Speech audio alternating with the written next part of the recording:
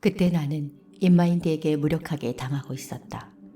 매일 명확한 숫자와 근거를 대며 나를 쓸모없는 인간 취급하는 인마인드 말에 아니라고 반박할 근거가 없었다.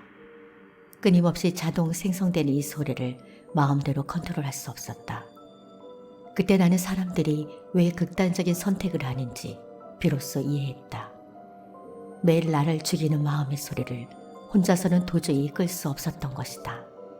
그렇다면 내게 남은 선택은 하나였다. 나를 죽이는 말이 아니라 나를 살리는 말을 스스로에게 하는 것이다. 이 소리의 볼륨을 한껏 키워 나를 죽이는 말을 덮는 수밖에 없다. 그때부터 나는 다이어리를 펼쳐 나를 살리는 말을 쓰기 시작했다. 안녕하세요. 은퇴 후 더 빛나는 50년의 삶을 위한 난다입니다. 저는 언니가 있는 친구가 참 부러웠어요. 삶에서 중요한 갈림길에 조언도 해주고 이끌어주는 언니가 있는 친구는 왠지 혼자서 결정하는 저보다 실패가 더 적어 보였습니다. 그런 저에게 롤 모델이자 언니 같은 분이 있는데요. 바로 김미경 강사입니다. 언니가 없던 저에게 먼저 삶을 주도적으로 살고 있는 김미경 강사는 따라쟁이 동생처럼 그녀의 말을 그대로 따라하려고 노력했습니다. 전업주부 탈출을 위해 처음 읽었던 책이 꿈이 있는 아내는 늙지 않는다였습니다. 그녀는 저에게 외칩니다. 비전을 가져라. 꿈을 가져. 목표를 정하고 실행에 옮겨봐. 노후는 스스로 책임져야지. 13년 동안 재택근무를 하며 오로지 아이들 교육비와 서울 입성을 위해 악착같이 경제활동을 했던 저의 지난했던 모습이 보입니다. 그렇게 시작된 그녀의 가르침은 코로나로 모든 것이 정지된 채 정신을 못 차리고 있는 저에게 김미경의 리부트로 다시 저를 흔들어 깨웁니다. 온라인 세상에 답이 있어. 이제 새로운 세상으로 나를 던져야 해. 새로운 디지털 도구를 배우고 익혀보자고. 디지털 도구를 배우고 온라인 SNS 채널을 만들기 위해 밤을 새워 강의를 듣고 영상 하나를 만들기 위해 관련 책을 보며 따라했던 시간들. 비전을 갖고 목표와 실행을 강조하며 발빠르게 변화하는 세상을 배우고 나를 브랜드하라고 했던 그녀가 이번에 새로 나온 김미경의 딥마인드에서는 달라진 그녀의 모습을 느끼게 됩니다. 온라인 세상에 답이 있다고 외치며 다양한 교육 커리큘럼을 만들고 직원들을 대폭 늘렸던 그녀의 사업은 코로나가 종식되며 서서히 가라앉습니다. 그렇게 새벽 4시에 일어나 60평생을 달려왔는데 남은 것이 무엇인가? 불면의 밤을 보내고 사업체를 정리하면서 정작 자신의 내면에 전제된 마음을 살펴보지 못한 것을 알게 됩니다. 그녀는 자신이 지금까지 인마인드의 주도권을 주며 살아왔다는 것을 깨닫게 됩니다. 인마인드의 동력은 남과 비교하며 우월감을 가질 수 있는 방법을 끊임없이 생성하며 자신을 휘몰아갑니다. 이를 단적으로 보여주는 사례가 2021년 미국의 여론조사 기관 퓨리 서치 센터의 설문조사 결과입니다. 한국을 비롯해 17개국 성인 19,000명을 대상으로 자신의 삶을 의미 있게 만드는 것이 무엇인가 라는 질문에 대다수 나라는 가족을 1순위로 선택했는데 한국만 유일하게 물질적 풍요를 꼽았습니다. 삶의 의미, 즉 삶에서 가장 중요한 게 물질이고 돈이라는 것. 이는 우리의 인마인드가 얼마나 일차됐는지를 보여줍니다.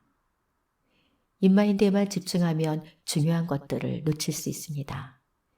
인마인드는 단기적인 성과를 추구하지만 그 과정에서 장기적인 행복과 자신을 돌보는 것에 대한 중요성을 간과할 위험이 있습니다. 그에 비해 딥마인드는 내 마음속에 나를 뛰어넘는 깊은 통찰과 지혜를 가진 엔진입니다. 나라는 인간이 가진 모든 데이터와 연동된 초개인화 엔진이죠. 내 인생에서 벌어진 모든 경험이 저장되어 있는 가장 나를 잘 아는 것입니다.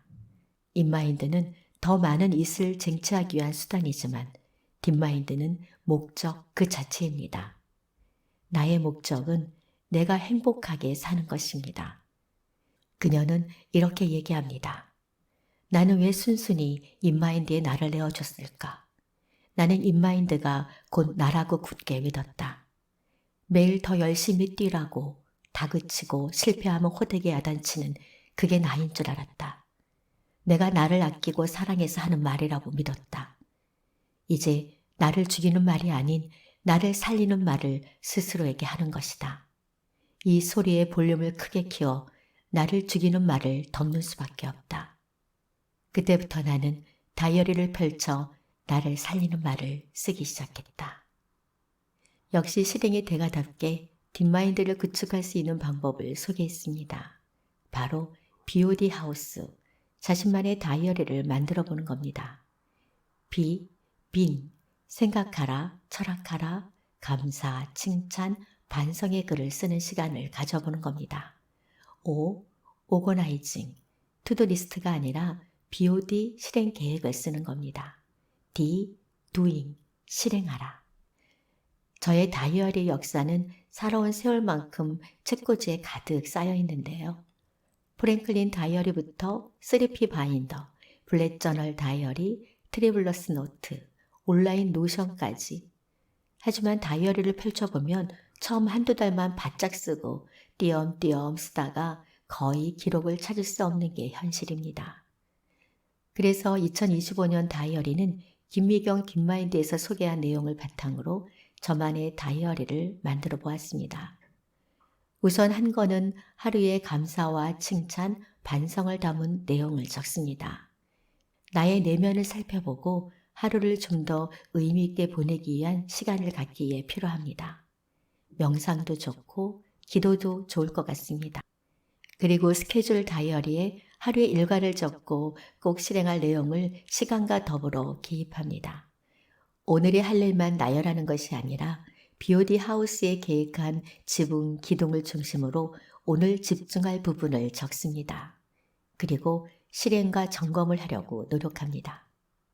그럼 다이어리는 언제 작성하면 좋을까요? 저는 지난 5년간 매일 새벽 5시에 온라인 낭독방을 진행하고 있습니다. 새벽의 고요함 속에 독서와 토론 낭독을 하고 아침 시간에는 하루를 주도적으로 만들 수 있는 다이어리를 작성합니다.